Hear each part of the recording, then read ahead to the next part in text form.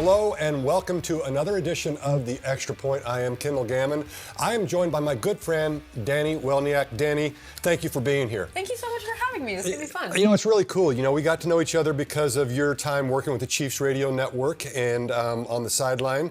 And just so much about you is so interesting to me. And you're the one that I really targeted and wanted to have on here as soon as I could. So first off, I appreciate you coming on.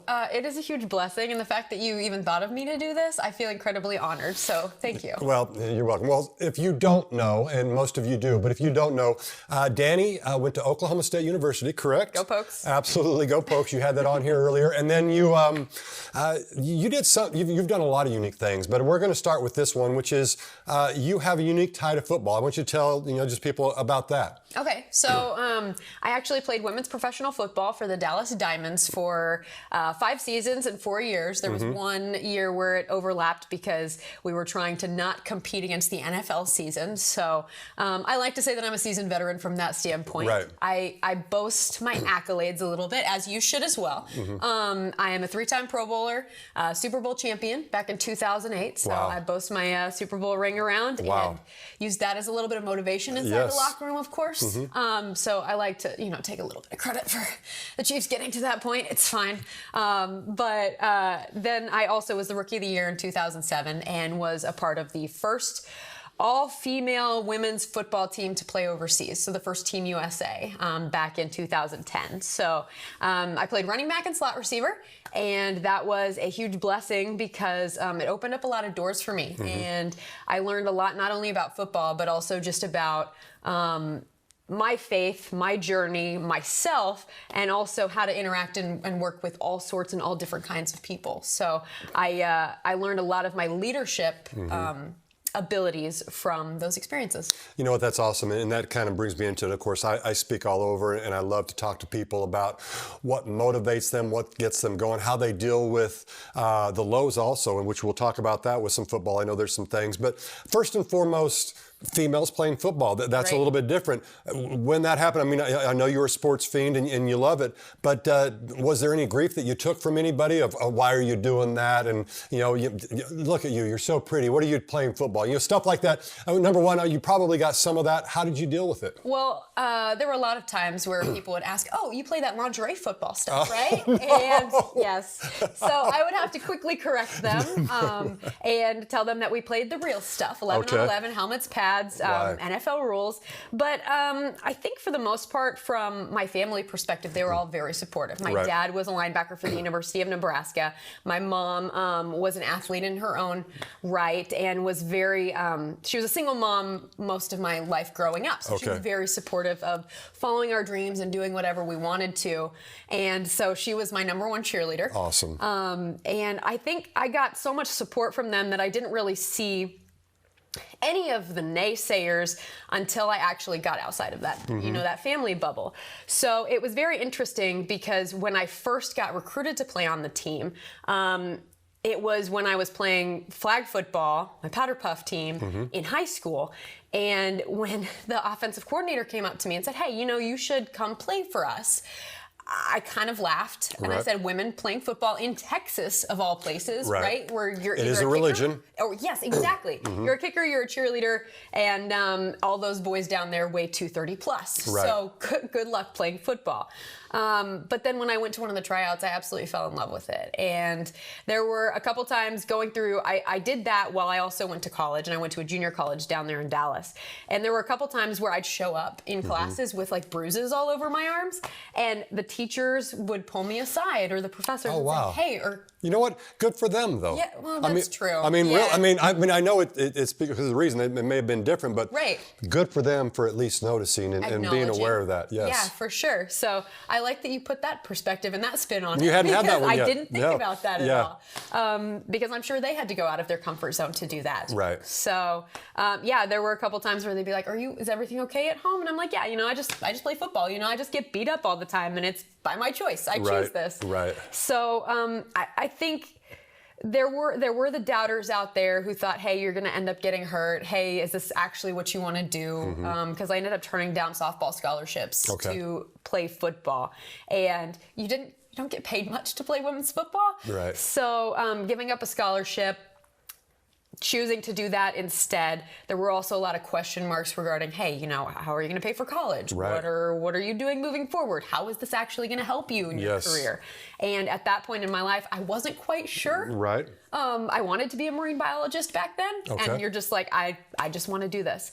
But then after seeing all the reporters come out and do stories and stuff, I thought, okay, this is actually, I want to cover football for the rest of my life. So it actually turned out from the doubters into a very positive spin, opening a bunch of doors. Okay, so we're going to be a This Is Us episode. We're going to jump all over around the timeline because I'm going to go a different direction now with that because you mentioned covering football. So that has morphed into what you do now. And let everybody know what you do now and how long you've been doing it. And we'll kind of go through that ride of your life. Yeah, absolutely. So I think the two biggest doors that football opened for me were obviously becoming a sports reporter, and then also getting an opportunity to be the radio sideline analyst for the Chiefs radio network with you guys. And so I have been a sports reporter since 2011. That's when I graduated Oklahoma State. And my first job was out in Dodge City, Kansas. Okay. I just covered high school sports. And how far I've come since then. Yes. But that's a testament to things. I mean, except for the Tony Romos of the world, everybody starts at a lower level and they have to build themselves up for the most part. Yeah, and that's what people have to recognize about this industry too, is that you don't just jump to ESPN. You don't just jump to the NFL network or the Chiefs radio network. Right. You have to start in the middle of nowhere and you have no idea where that first job's going to come. Right. So I tell people my one piece of advice for broadcasters who want to be in this is be willing to go anywhere because you just have no idea. I think I sent out 60 different applications. Oh, wow. Spring break of my senior year, I got 2 callbacks. So you just have to be ready to go. Just wing it. Okay, so you were in Dodge City. Then you ended up going to Wichita, my home area, correct? Yeah. And you were there for a few years? Yep, got to cover Rose Hill, right? Yes, yep. absolutely. So the Rockets. Cover some Rockets. There's your shout out. I'll say Mulvane also in the Wildcats because I was there before that, but yes. Okay, represent. Yes. So I spent quite a bit of time down there. I was there for 3 years in Wichita as the kind of the weekend sports anchor / third man on the totem pole, and got to cover the Royals' run to the World Series while I was down there, and much more high school sports. Yes. So that was also when the Shockers went to the Final Four. Oh, so okay. there Very was nice. a little bit of all that good stuff. Shockers really rule Wichita. Yeah, There's no doubt do. about it. They are the number one. There are so many times in Wichita that if I wore blue or purple, people were like, I'm sorry, you're a Jayhawks fan or you're a Wildcats fan. And absolutely. I'm like, well, clearly I'm doing my job if you think I'm both a Wildcats and a Jayhawks. Exactly. So, Shockers are number one down there with Greg Marshall ruling the roost. But I spent 3 years down there. And then I know we're going to get a little bit more into this, but the reason that I ended up in Kansas City was actually just I call it a God coincidence, because our company actually got bought out by another company and I was the first contract up. And so I came up to Kansas City for one of the final Chiefs games, and a gentleman by the name of Brad Fanning and Nathan Vickers, who were with KCTV5, saw me doing a live shot. Right. And they said, hey, you should just come up here and meet our news director and see what you think about up here, because I'm going to be leaving and somebody needs to obviously take this role. And again, I was like, no way. We're going to stay in Wichita. Brad, my husband, had just gotten a promotion in Wichita. We just bought a house. We've been in a house for 3 months. Okay. And, perfect. It always happens that way. Of course. And so then I ended up finding out, I went up there, they fell in love with me. It was a lot of fun. I come back, I end up finding out that my contract's one of the first ones up. So they're like, well, if you have a job in Kansas City, go ahead.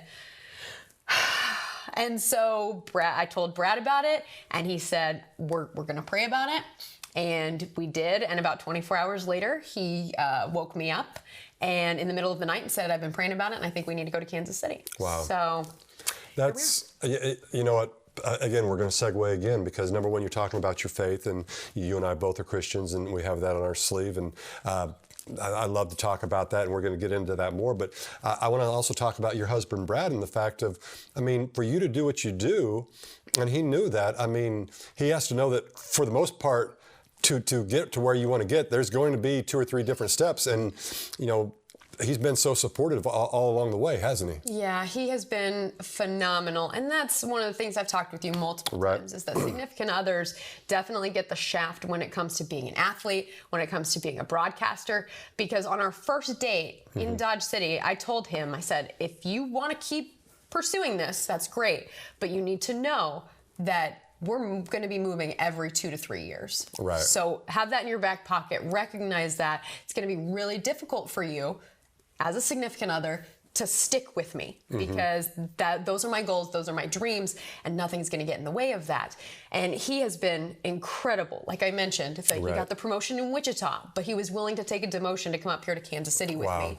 And again, by the grace of God, we've been here for about 4 years now, and he just got a promotion here in Kansas City about 2 months ago. So he's kind of back to where he was, but you don't know that coming into this. I mean, that is just a God thing, because when he makes those sacrifices, there was no expectation of him getting back to that point. It is, I am going to fully and completely support you, and the goal once we get there is to get to the top. So he has been absolutely phenomenal. Wow, and you want to expand on that a little bit in terms of, I'm going to go to your Twitter account, which if you want to follow Dani, she's a great follow at, what is it? At KCTV Dani. Yeah, at KCTV Dani.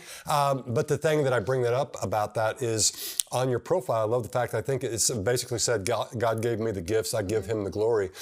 Just talk about it. I mean, it sounds certainly the way it's supposed to be with you and your husband, which is God is at the center of your life. Yeah, and I put it in all caps just so that people see that first and foremost, because you can rattle off all of your accolades, but at the end of the day, that's what matters most. I want people to recognize that if someone comes up to me and asks me, hey, who are you? I am not the sports director for KCTV5. I'm not a former athlete. I'm not a Pro Bowler. I am a child of Christ. And that is where I want my identity to be, because at the end of the day, once you strip all of that away, I mean, you can lose your job. You can lose your family. You can lose anything that you know, center your identity around, but at the end of the day, you can't lose Jesus and you can't lose God, and he will always be there for you. So I just want people to know that I cannot do anything without him, and I cannot do anything without his strength. At the end of the day, if I don't have that, I have nothing. So I want everyone to know that, and I want him to know that he obviously gave me the gifts. I want him to recognize that. I want him to know that I recognize that. He knows what you meant. Yes, exactly. Thank you. Praise him. Because those words don't always come out of your mouth. But yeah, so I just want people to recognize, and hopefully I can be a platform as well. Because it has changed my life so much that I want other people to experience that joy. Yeah, and you talk about that platform. When I speak on so many different things. And of course, one of them, unfortunately, is the fact of me having a marriage fail after 24 years, which had, you know, a majority to do with me. But my sports and everything that's happened to me, good, bad, indifferent, has given me a platform to talk to people and make sure they understand that, you know, they're no different than me. You know, people that look at us sometimes because we're a little bit more public than others, that, oh, it must be perfect. And the fact is it's not. And I think it's important to let people realize that everybody goes through trials and tribulations. You have somebody that you can depend on in God, and that's certainly gotten me through. And certainly there's been times in my life where I've strayed away from it, and you just kind of get away, then you come back, and that's the beautiful thing about, you know, trust in Christ and faith, is which is he's always there for you. So I love that a lot. You know, the other thing I talk about a lot, I think I've talked to you about it, is suicide awareness and suicide prevention, because I don't think it's Kevin Bacon and 6 degrees of separation. It's 1 degree of separation. I think it's something that is just really worth talking about. So, okay, let's get back to you're coming to Kansas City from Wichita. You're going to get that job. At the same time, was that when Dan Israel started talking with you? I mean, did things kind of coincide with that? Yeah. So I had been here so I came up here in June, and then when did training camp start? End of July? End of July, yes. Okay. So Dan Israel came up to me at the end of July. We were at I guess we should clarify. Dan Israel is the executive producer for the Chiefs Radio Network, and he knows all and sees all, and it's pretty amazing. He's kind of a big deal. Yes, he is. So when he approaches you, you listen. Yes. So he approached me at training camp, and he said, hey, look, I would like to talk to you sometime about some things that are going on with the radio network. Whether or not it actually works out, not sure, but let's have coffee sometime. So I said, okay, you know, this would be kind of cool. So he took me to coffee at Starbucks a couple days later after having that conversation. And he said, hey, you know, we've got some things going on with the radio network. We're going to move Kendall up to the booth for road games, but we need somebody down on the sideline. And we'd really like to have a female voice to change things up a little bit. And I said, okay. He goes, but the first thing I have to know, you say you're a football player, but do you know football? Right. Yes. And I'm like, okay, that's a very good question because there is a stipulation. And I said, yes. Can I draw you a route tree? And he kind of looks at me, and he's like, sure. So I grabbed a napkin and I wrote out a route tree for him and gave it to him, and he said, oh, well, all right, let's do this. He's like, I can't guarantee you much money out of it, but I think it would be really good for our broadcast, and I think it would be really good for your resume, and I think we'd have a lot of fun. I'm like, okay, yeah, let's do this. So that's how it started, and then obviously, as you know, it blossomed into something a little bit more, and I got to be a part of everything you guys do. You know, and it was a great time. I remember that, and just the group on the road. I mean, Nate, Eric, Steve, Travis, you know, Dan, Mitch. I mean, we just had a really nice thing. It was really a lot of fun, and maybe ended sooner than we would have liked. But the fact is, just talk about the camaraderie, because I just remember. I mean, you're just one of the guys, and I mean, we're joking around with everybody, and it was always, I always found it interesting that some of the guys, you would joke with them about things that they weren't sure they could joke about, and it would, you'd throw them for a loop. And it was, I mean, I still remember after the game in Chicago, we're out there, you're trying to do your stand-up for TV, and we're just out there just, you know, having a grand old time with you. It was something that should have taken her maybe 5 minutes, took her about 35 minutes because of but we got a great demo reel out of it. We do, yeah. Highlight reel. I have a feeling you can probably see some of that on your screen right now.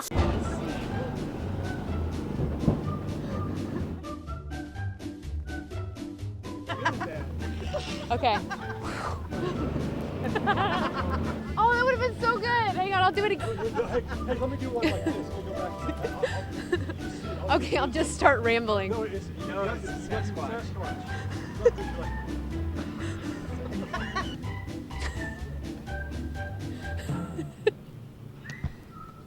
He didn't even know. Just talk about those friends you made during that time. Oh my gosh. It was an absolutely life-changing experience because I not only formed, you know, closer relationships with some of the Chiefs coaching staff and the players and the people behind the scenes. Alan Wright was phenomenal. I have to give him a shout out because they not only carried my gear but allowed me to go into the stadiums with them early. Right. So I formed a really unique bond with them. Tiffany Morton as well was awesome. But then when it comes to the radio network, you guys, that entire crew was a group that I have become best friends with. And I love everything about every single one of you guys because there were moments that, you know, things would go awry and things would go crazy. But you would always have Dan, who was like the center, the rock, who just made things happen and took that leadership. And Nate, who was always like the second-hand man, and he wants to make sure that, okay, Dan's doing this, I've got you guys under control. And Eric was always there. We had faith talks all the time on our bus rides home about family and what was going on in our lives. And I just thought it was such a unique group because we could joke like the guys, we could be goofy, but in the same breath at the end of the day, we all knew that we had each other's backs. And that's something that I will cherish for the rest of my life because we all brought something so different to the table, but no one was ever like jealous of each other. And we all worked together in a way that made the broadcast better, but it also made us better people. Yeah, I think it's great in the fact that, I mean, the goal was to do a great game and all that, but the reward to me was the journey. And I hope that's what people get out of life each and every day, which is, I mean, once you get to your goal, what you're trying to do, all of a sudden it moves. And I think if you don't enjoy the moment, enjoy the journey, then things can get a little bit haywire. And I think it's interesting that, or people would find it interesting that it's that journey on the bus ride. You know, people always ask me what I miss from football. And it's like, I miss the locker room. I miss being a kid, you know, scaring people, you know, getting up on an ice machine and jumping on them as they come by, you know, silly stuff like that. But that's what gives life spice, I think. For sure. Well, and we both have our rings. Yours is a first place ring. Mine is a second place ring. Although I'm hoping, you know, I should get one of those first place rings coming here sooner than later. But we recognize that having accomplished one of the highest accomplishments of our sport, Right. that these are very fleeting. These rings will garner dust, and once you reach that, it's like you're hungry for more, and it's never enough. Right. So it goes back to our faith and the fact that you have those journeys and those teammates and the camaraderie, is that those are the things that you will have forever. These go away. These don't mean anything after a while. I remember Coach Ditka. I was fortunate enough to play for him for 3 years, and that's the one thing he said. He goes, the money will come and go. He goes, but the memories that you make with your teammates and your coaches will last forever. And that's one thing for me maybe to say it to somebody. It's quite another for a Hall of Famer like Coach Ditka to say it. But I heard those same things from Vermeil, from Herm Edwards, from Jim Mora, from Bill Cowher. They all espouse that same thing, which was, it's the memories you make. And I go back to my years that we went to the Super Bowl with the Steelers. I remember the Super Bowl somewhat, but what I remember is Thursday nights after practice, we would go to a bar just right down the way. We'd play some cribbage and have a beer, and it was just a team building thing. And I remember also that on Friday, we'd call out some people if they weren't there, like, hey, what's the deal? I mean, this is what we do afterwards. You don't have to have a beer, you don't have to play cribbage, but you need to come and talk. And we're trying to build relationships, and I think that's a big thing. I think this life in general is about relationships, how you manage them, how you deal with them, good, bad, and indifferent, because nothing's perfect, but I don't know, it's very inspirational to hear you talk about that. Yeah, because, and I think the Hall of Famers and the Super Bowl champions and the Super Bowl MVPs, they're the ones who have the perfect platform to say that. Right. Because those of us who are still chasing that dream or still have that goal are still chasing it. And we believe once you get there, that's the epitome. That's the pinnacle. That's what your whole life has been centered around, is getting that Super Bowl, getting that career, getting that job that you've always wanted, getting that family. But that's not the end all be all. And once you get there, you realize, well, then what else am I living for? And so those guys are the perfect example, because they've been there, and now they're on the other side of it, and they provide the inspiration and the advice, so that once you do get there, you can understand where they're coming from. Yeah, I think it's the A-B paradigm, which is if I do A, I will get B, and that will make me happy. Yeah. But the fact is, when you do A and you do get B, you're happy for a little bit. Right. Then all of a sudden it's like, well, now what? And so B moves, and now you're like, well, I've got to do another A to get B.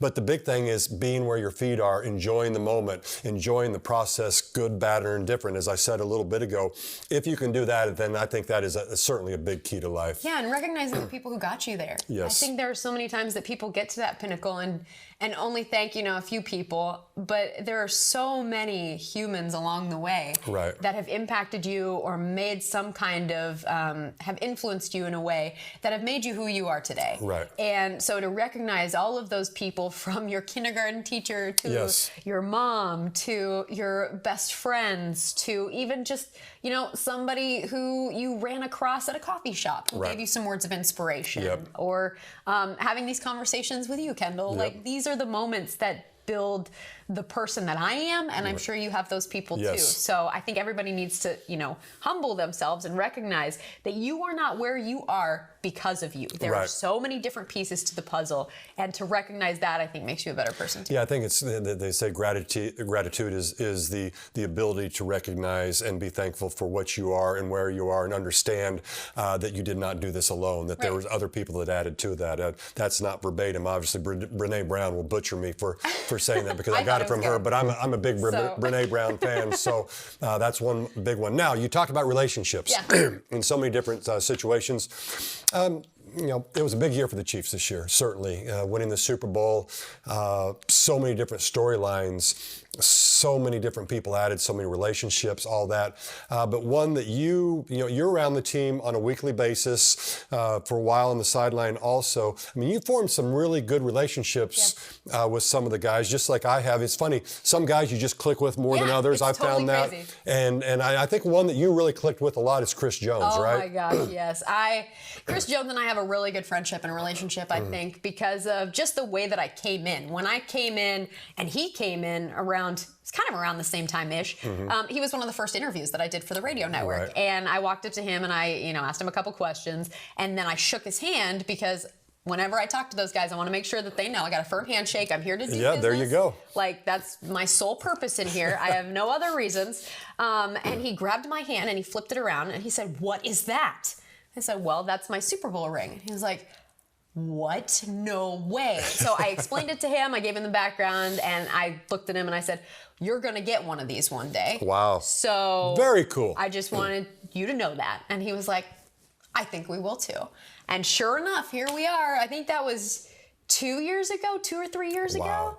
And now he is going to end up with his own Super Bowl ring. But I think that dynamic, like I talk to him about his kids all the time and his family life. And he talks to me about my family life and just my football playing days and like what I see out on the football field. And we can talk on that level. So that makes that relationship very unique. Another one that I formed this year was McCole Hardman, who was so funny. And he's so down to earth. And being able to talk to him about receiver stuff is very, very good. Yeah. And so I learned a lot from him this year. And also, he wants to be a reporter someday. Oh, really? So at the Super Bowl, I gave him our microphone, and he went around and did interviews. Oh, I saw that very much. So very nice. he is, between Chris Jones and McCole Hardman, those are two guys that have really inspired me and taught me a lot about the game of football. I think that's nice for people to hear because we place people up on a pedestal, but I always said why I played, football is what I do. It's not who I am. Right. And actually, I would be embarrassed if people thought all I was just a football player. Not that that's bad, but there's got to be more to me. But people don't always understand about Chris Jones. This is a gentle giant. I mean, he's able to flip the switch back and forth. I find it funny with him sometimes because he'll even flip the switch in terms of how he's going to give an interview. You can see him being very gregarious, and then you ask him questions, and it just goes down to a little bit lower tone, which is fine. I get that. I know why. But this is a guy that is just. He just really enjoys life. He does. And that's why I think we are all just so drawn to him. It's because there are so many guys out there who will put up those walls the minute that a camera turns on or the minute that a microphone gets in their face. But he shows his personality and he's not afraid to show what he believes. He's another believer who is very outspoken about his faith on social media and will even say it in the locker room. So those conversations are fun to have. But I think that a lot of people, they see his helmet, they see him getting up in Brady's face, they see him being the team sack leader. They're like, man, this guy is crazy. Like, he is wild. But he is so much more than that. And we are also seeing that with some of the stuff that goes on behind the scenes with even, last year with the contract negotiations. And now this year with all of that coming up. And there's all those dynamics going on between the defensive line. And you guys have to realize that these guys are people too. And it's just like you and me in contract negotiations with our bosses or having to deal with that kind of stuff with our jobs. It's the exact same thing. So even though this stuff is publicized and the entire world gets to know about it, it's no different than you and me. Wow. Okay. So we've talked about a lot of your highs in life. But we all have lows, and maybe there's something you may bring up. But I know one, going way back, was when you were playing football, you had a lot of success, but you had one, for lack of a better word, horrific injury. Yeah. Back in 2008, it was the year that we actually won the Super Bowl. It was 2 or 3 games into the regular season, and we were playing Atlanta. I remember that vividly. I was having one of my best games, and I ran a 26 off G play. And one of the linebackers... the old 26 off G play. I remember it well. No big deal. It's a very Tyreek Hill-esque, where you're coming in from the bunch and you go around and you, as a small receiver, you go up the middle, take the handoff and go up the middle. So I had a linebacker come over the top and underneath. I still got about 3 yards on the play, so I just want to put that out there. Absolutely, just saying. Just saying. But it snapped my fibula in 2 places, and so I heard a pop. That's generally frowned upon. It's not great. So I tried to stand up, my leg gave out, and I thought, okay, this is not great. Hopefully it's nothing bad. But my fullback lifted me up by my pads and had to kind of walk me off the field. And when I sat down, I was like, no, I'm done. So they ended up going in on my right leg and putting a plate and 5 screws in there. And then I ended up rehabbing so quickly that I got back for playoffs, was able to play in the playoffs, and then started in the Super Bowl. Wow. So the rehab was it felt like a long process. Arduous, it was faster than most fibula breaks because of the plate that they put in there and because I was absolutely crazy and wanted to be back because I knew it was such a special season for us. Right. But that was something that taught me a lot about myself, because mentally you have to be completely there. Physically, you have to push yourself over the limits of what you think you're capable of, and also not knowing if you're going to be able to play again. There were multiple times that the doctors would say, yeah, you probably shouldn't go back and play some full contact football with this injury. And I'm like, don't you dare tell me that. You don't know me.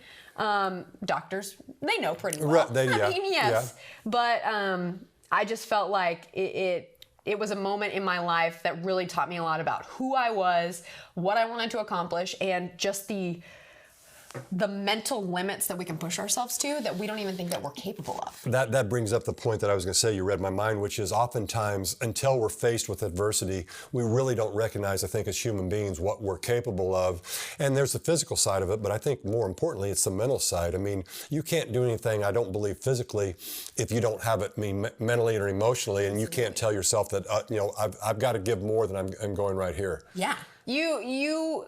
You think that you're pushing yourself to 100% on a day-to-day basis. There are days that you feel worn out. There are days that you feel like you can't go anymore, and you are pushed to that mental, emotional, and physical limit. But then when you actually face that kind of adversity and you are faced with, hey, you may not have a job tomorrow, or you just lost somebody very important to you, or you may not be able to walk again or not be able to play again. Those are the days that make you stronger and make you recognize that once you get on the other side of that you can become so much more than you ever thought possible. Wow, I can't add anything to that. That's just so very well said. So we've talked about your football days and what you did.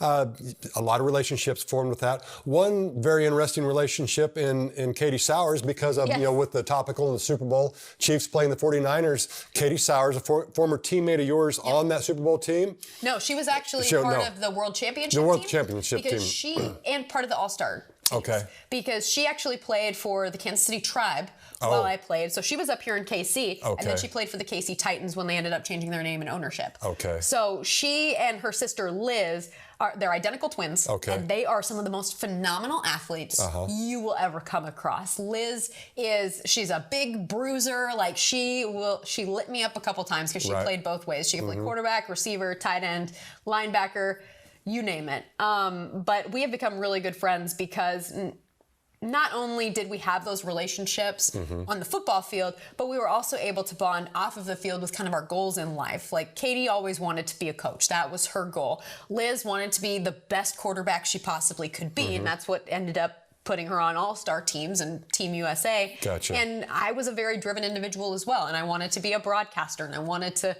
as I told them, I tell people this a lot. I always tell people, I want to change the world. I want to do something that changes the world, and I want to have that platform. And so that was kind of something that we bonded over. And Katie, I've stayed in touch with both Katie and Liz. Liz is still a quarterback up here for the Titans. Okay. And Katie obviously coached for the 49ers, but she got her start. Scott Pioli brought her to Atlanta. Okay. And so she got her start there and then followed Shanahan over to the 49ers. And the fact that she was the first female to coach in a Super Bowl was phenomenal. And she was going up against the Chiefs, which were her childhood team, which made it so much more special. And she told me, so she's got a tattoo on her arm of the Kansas City skyline. Oh, wow. And she said, I will not cover this up on Sunday because this is what makes me who I am. Good for her. And so that is her background. And she and her family have overcome a lot of adversity as well. Her father suffered a stroke a couple years ago. Oh, wow. And so that took away his ability to speak and his ability to walk. So he was not able to be at the Super Bowl, which was very, very taxing on their whole family and very emotional. But the fact that she recognized that he was one of the biggest reasons, if not the biggest reason, that she was in that position in the first place, that he was there with her, even if he couldn't be there physically. Wow, it's amazing to me. Like I said, she was the first female coach in the NFL. Of course, now in the Super Bowl as well. Yep. I don't know that you have any connection with Shanahan in general, but just I think it's something special that a coach like that, I mean, somebody had to take a chance on somebody to be the first, and I think that says something about him as a coach. I think he was actually the coach of this year. They had a phenomenal season, not as good as the Chiefs, obviously, but there's nothing wrong with number 2. But I joke around that, but everything I hear about him is he's a great individual, and to give somebody like that a chance, but also the fact is, I don't think she would have gotten the chance, or he wouldn't have done it, if she didn't completely deserve it. And when you saw the specials, I mean, the players that she coaches, I mean, she has their complete and total respect. Yeah, and that's one of the things, too, is that we as females are always asked, hey, who, helped you get to where you are? Who's your idol? And a lot of times we're expected to rattle off other females, but we are trailblazers in these industries as coaches, as broadcasters. And a lot of times it's men who are the ones who open up those doors and are open-minded enough to actually bring us in and give us a chance. So like Dan Israel brought me onto the radio broadcast. Well, and I would even say Rick Burkhalter with the Chiefs, and with all them and the trainers there. I mean, he's been the trailblazer, I believe, for the NFL.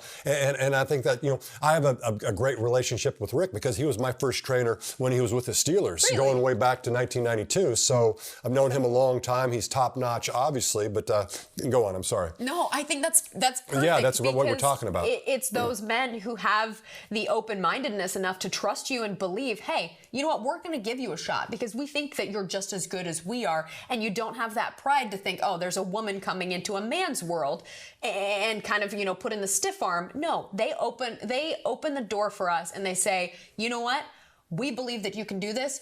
Don't let us down. Right. Don't prove everybody else wrong, but prove me right.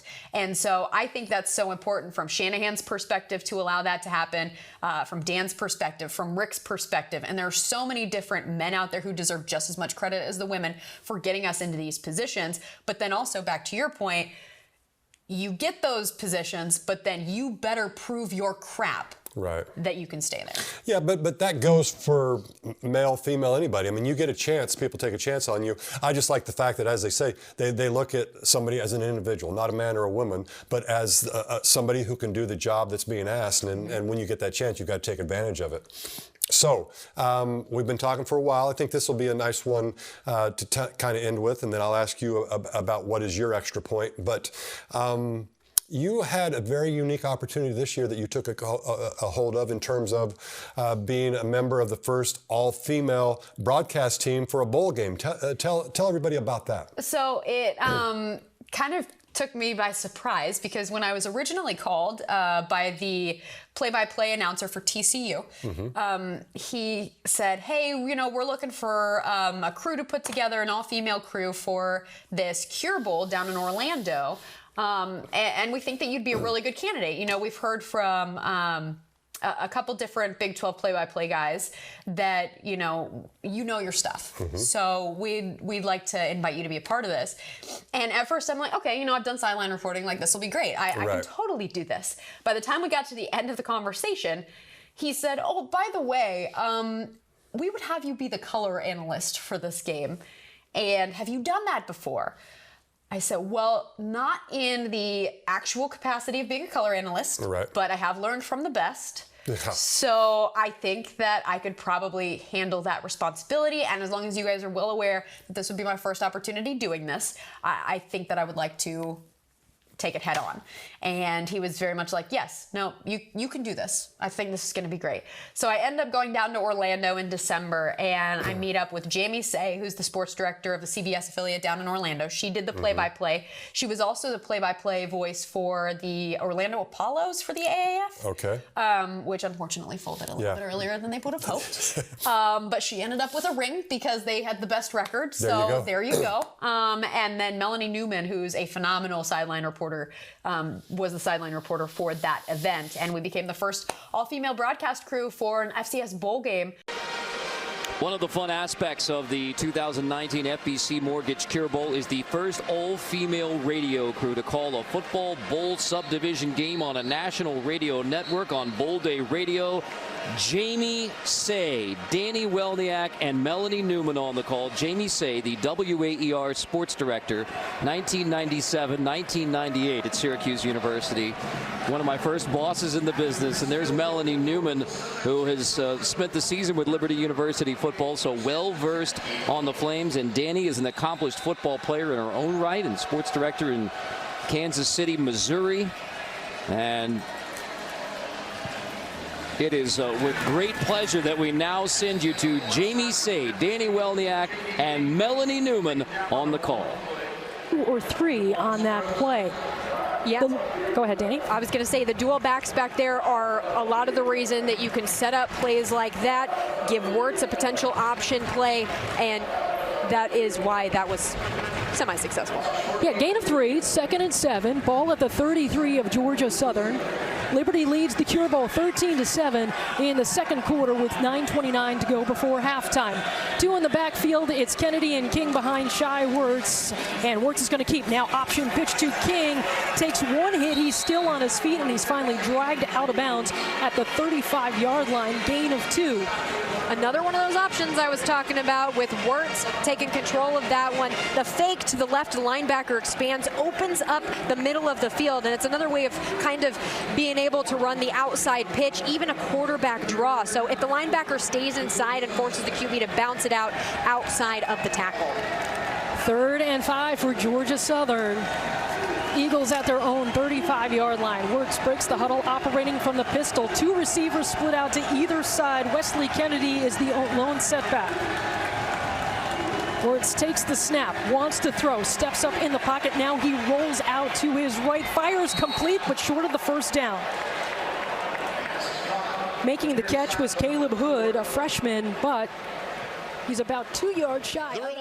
And it actually got a lot of really good traction. I believe that.